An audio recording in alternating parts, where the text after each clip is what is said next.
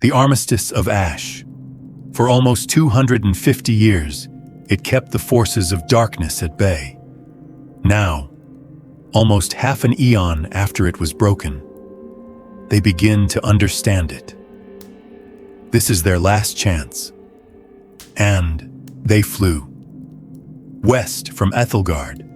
Not the direct line, the longer arc, the route that steered wide of the dark towers still standing in the northeast, wide of the void-touched territories where the ground itself had changed color, wide of the places on the map that had stopped having names sometime in the last 50 years and had not been given new ones.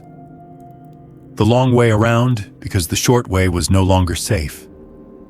From above, the Meridian told a different story than it did at ground level.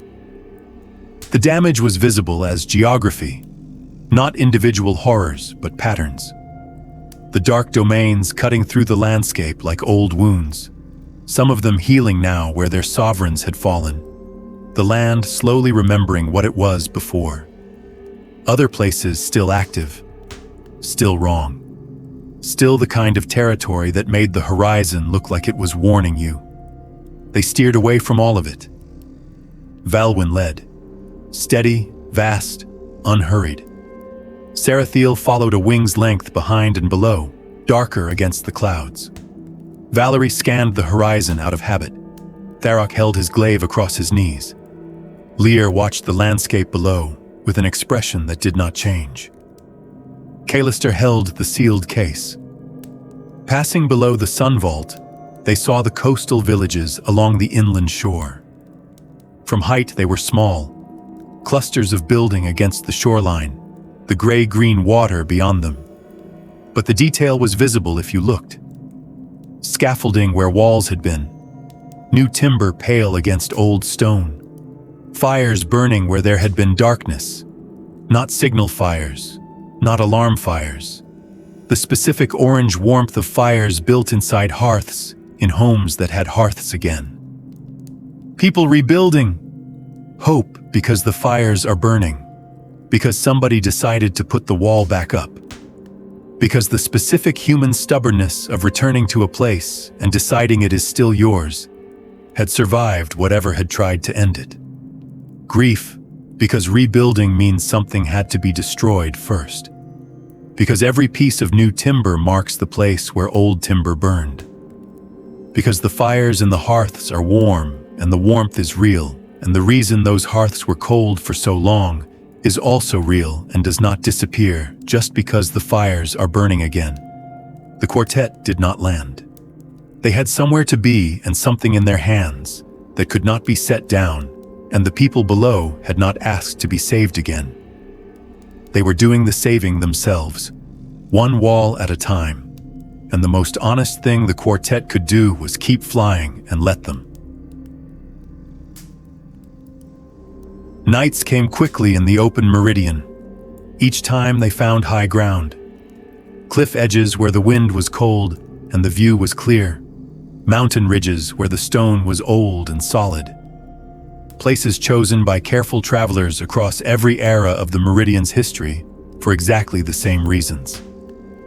The quartet rotated the watch without discussion, the rhythm of it established long ago. The wordless efficiency of people who had kept each other alive long enough that some things no longer needed saying. The sealed case sat where Kalister set it, always visible, always present. In the firelight it was just an object, dark stone, metal clasps, unremarkable.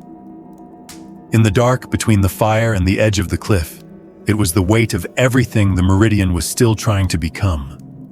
Nobody opened it. The nights passed, the cold at altitude, the silence of high places where the wind drops, the sound of the rocks breathing slow and deep in the dark. The journey accumulated around them, not as a list of days, but as a texture, a weight, a specific quality of tiredness that is not unpleasant because it belongs to something that matters. The last range of mountains before Sol-Vara, Valwyn found it. The wind-veiled had a sense for water that had never failed them. She banked without signal and the narrow pass opened onto a hidden shelf of mountain. Sheltered on 3 sides by stone, a waterfall dropping from the ridge above into a pool so clear the bottom was visible at depth. Ancient ruins at the edge of the clearing, stone worn to smooth curves by centuries of weather, something living growing through every crack and joint, green against gray. The insistence of growing things that have decided this place belongs to them now, regardless of what it used to be. They made camp. The fire took easily. The water was cold and clean. The rocks drank from the pool and settled on the flat stone at the edge of the clearing, their feathers catching the orange of the fire and turning it into something that looked almost warm.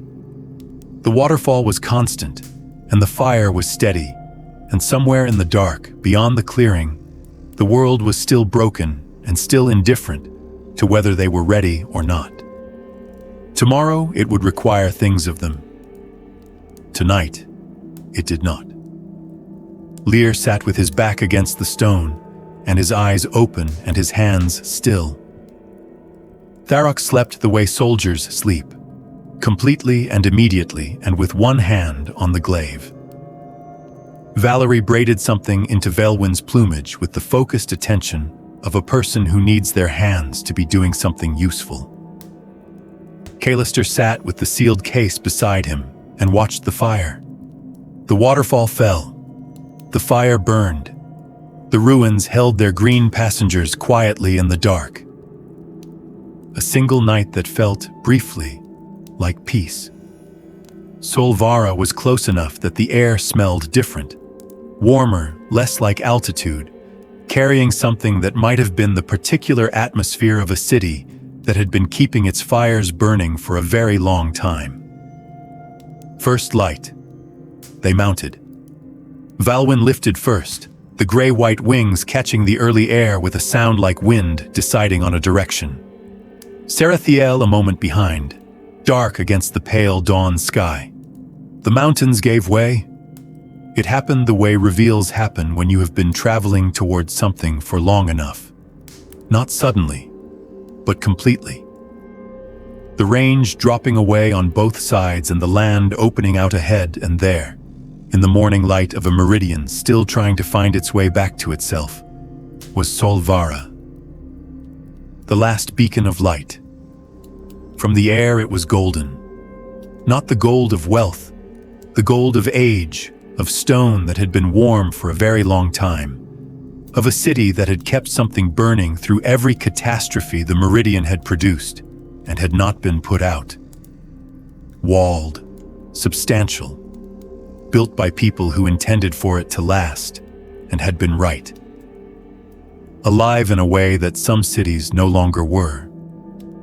The walls grew as they approached, towers at the corners, banners moving in the morning air, the specific activity of a city waking up. The sealed case in Calister's hands. The word none of them had spoken sitting between them, like a coal that had not yet decided. The walls filled the frame. They had not arrived yet. The archives are now closed.